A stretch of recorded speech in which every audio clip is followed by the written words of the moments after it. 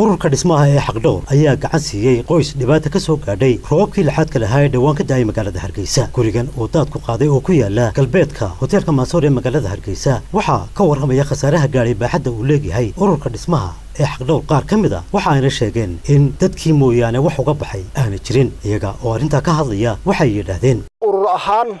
uga caawinayno bal inaan u kala furno jiingada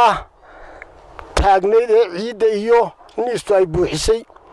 marka annaga oo u qabanayna ilaahay dartii waxa aanu ka codsanaynaa bulshada ururada bulshada ee amba nala midka ah inay ka caawiyaan barnaamijka ninka waxay u qaban karayaan kii xoog ku caawin karaya iyo kii xoolo ku caawin karaya. Aniga ku hadlay magacayga cilmi Yuusuf Xirse oo ah afayeenka ururka xaqdhowr Cabdi Ibrahim Macalin oo qaylo dhaan noogu yimiday oo nimcadii inoo daaday dibeetana ay ka soo gaadhay inta aad arkaysaan ayaanu is garanay inaanu dibeetana wixii aanu ka qaban karro inaanu ku dhawaaqno deedna wax adduuna kuma caawin karro balse waxaanu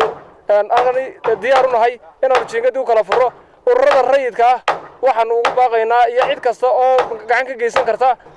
dhibaatooyinka noocaasa ama tacabdi ha noqoto ama tu kasta oo walaaleyna tagta daranaba in loo gurmado inay noqono dad iska gacan qabta. dhinaca kalena mas'uulka gurigan ay dhibaatadu ka soo gaadhay daadad ayaa dadweynaha ka codsaday inay gacan ka siiyaan khasaaraha soo gaadhay. anigoo Cabdi Ibrahim Axmed iyo la xaafadda